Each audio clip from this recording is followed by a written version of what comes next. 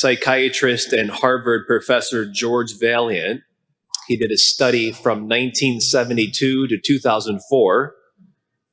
So 30 plus years, he followed around 300 people, and through interviewing them and again, following them around for 30 years, interviewing their family members, their coworkers, and kind of measuring and wanting to measure their happiness and fulfillment. He summed up, he wrote this whole summary of his findings, but he boiled it all down. He said a summation of his findings with this. He says, love is all that really matters. When he looked at those 300 people over the course of 30 years, love is all that really matters. And if you're anything like me, like when I hear those, like that phrase, it's like, it kind of brustles me a little bit. It's cliche. I don't like cliches, but really, like none of us think that's not right. There's nobody in this church this morning would stand up and raise their hand and say, you know what, Father Mark, yeah, I think this is more important than love, or that's more important than love. Nobody in here right now would do that, because nobody at the end of the day thinks that. No one thinks there's something that's more important than love. We know deep within us when we're maybe void of love, or we're falling short in giving charity or receiving love. We don't need a Harvard professor or a psychiatrist to tell us this. That love is, at the end of the day, all that really matters. And that's a Christian idea. That we know as humans, we're created by God and we're going toward Him. That we're made for Him. That we're made for love. That's a Christian understanding. And we see this in the gospel today, where Jesus kind of sums everything up. They come and said, like, all the laws, what does it all come down to? And Jesus boils everything down to the two great commandments. He says to love the Lord your God and love your neighbor as yourself. And in order for us to do that, and for us to carry out the two great commandments, it's important for us to look at getting self-love right. And then secondly, the key prerequisite to all of it. So first, getting self-love right. Have you noticed the last number of years that there's a lot of talk about self-love? Everywhere you turn, whether it's advertisement, politicians, celebrities, there's talk about self-love and self-care. Self-love has become like this core principle of modern wellness. I know some of you are thinking, all right, Father Mark, don't do it. Yeah, don't you dare tell us that self-love is wrong. You always talk about the culture over here. And then don't tell us self-love is wrong. For Pete's sake, Jesus, we just heard him say, love your neighbor as yourself. So there's self-love right there. Jesus is saying it himself. Right. I'm not going to say self-love is wrong, because it's not. But it can be. And we're increasingly getting it wrong today. And it's too important to get wrong. Because if we get self-love wrong, we really can't love God and we can't love our neighbor. St. Thomas Aquinas drew this, he made the important distinction between ordered self-love and disordered self-love. When self-love is properly ordered, he says, it always draws us closer to God. It always draws us closer to our neighbor.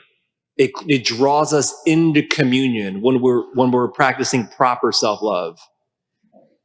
When disordered self-love, or with disordered self-love, a person forsakes his relational identity for one of immanence, selfishness, self-preoccupation, self-concern become the norm.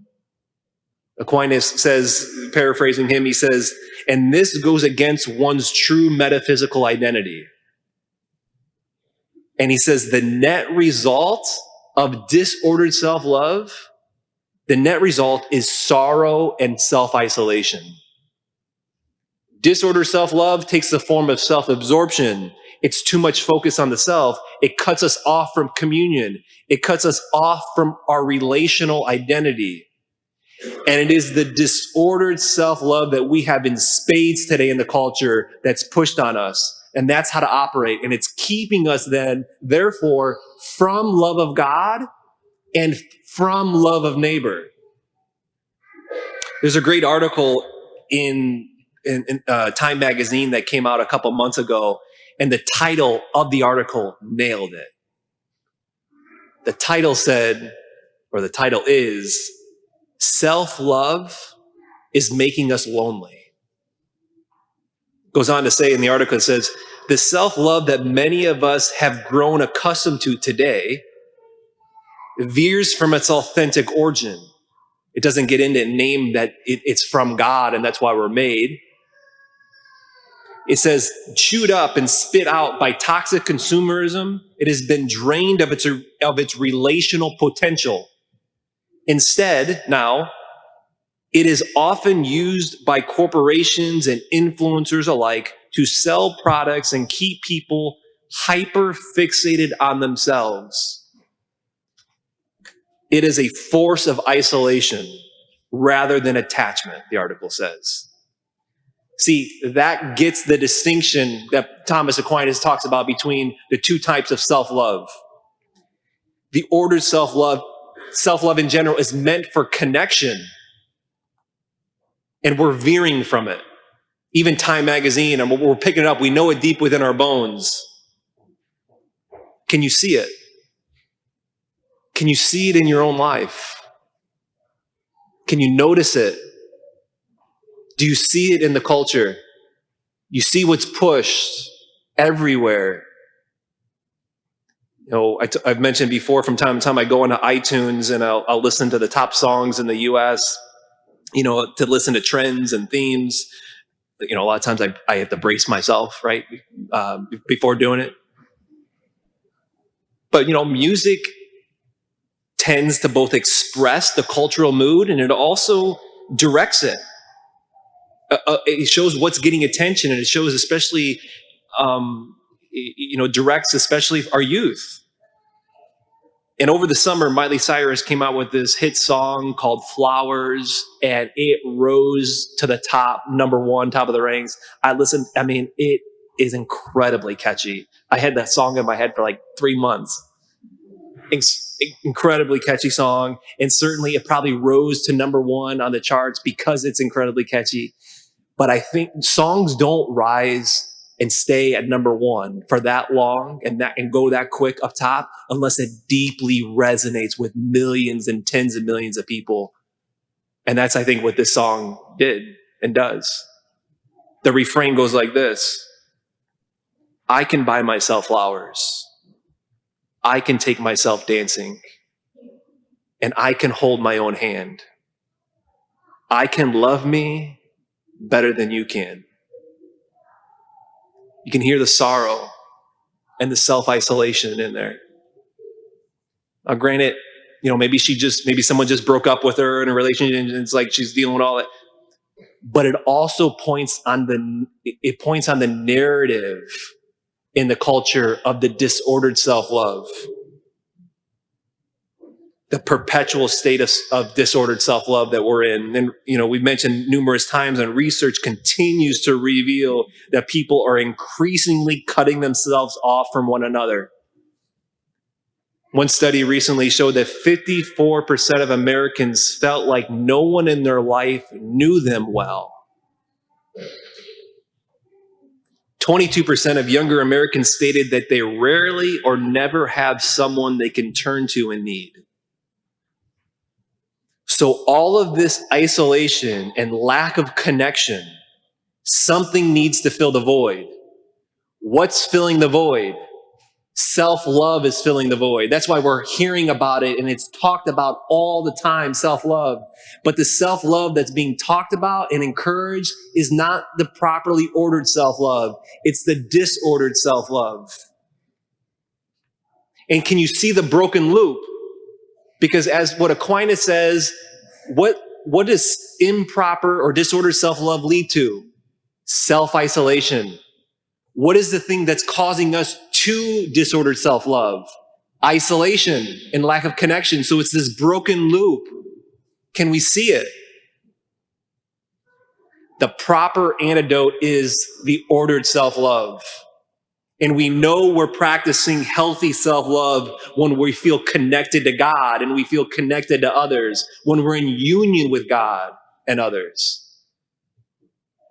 Kind of summed up, a contemporary author, Father Jacques Philippe, in his book Called to Life, says it this way: love of God, love of neighbor, and love of self grow together and sustain one another as they grow.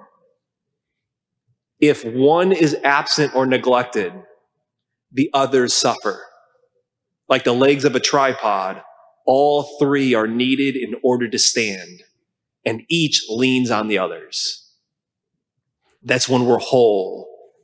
That's when we can love. That's when we can fulfill the two greatest commandments in which the Lord gives us. So the question I think to ask ourselves is, am I loving myself right? Am I loving myself correctly? Like when I look at my life, am I consumed with ordered self-love? Or am I more consumed with disordered self-love? Another way to ask it is, does the way I love myself bring me closer to God and others and my family? Or is it cutting me off?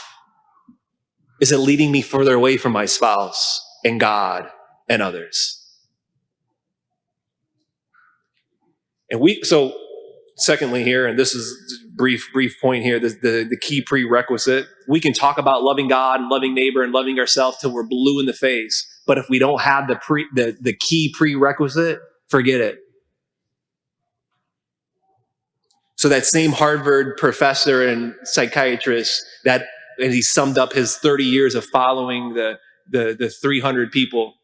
He also said this: it is very hard for most of us to tolerate being loved. The hardest thing about love for most people is being loved.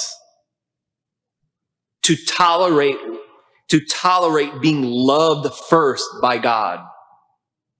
1 John 4:19 says, we love because he first loved us. See, I can't love God and my neighbor and have proper self-love if I'm not first receiving the love of God. If I don't know that I'm created, I'm known, and I'm held together by a heavenly Father, if I have not and receiving the love of God. So the question is, like, when was the last time you absorbed God's love for you? Really received it, really like soaked it in and sat with it.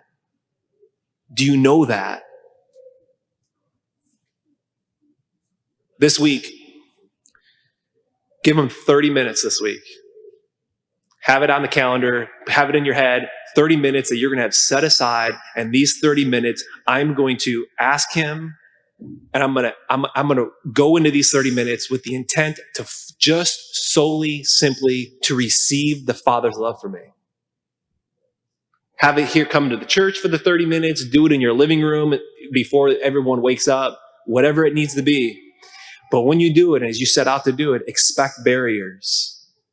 When you sit down to do it, because as we know to be the case, and as this Harvard professor says, it's very hard for most of us to tolerate being loved by God. So expect the barriers. Oh, not that spot. I can't be loved there. I don't want to be loved there. I'm afraid to be loved there. Not that spot. But it is that spot. It's then and it's only then will we be able to love God, to love our neighbor, and to love ourselves, not with a disordered self-love, but with a properly ordered self-love.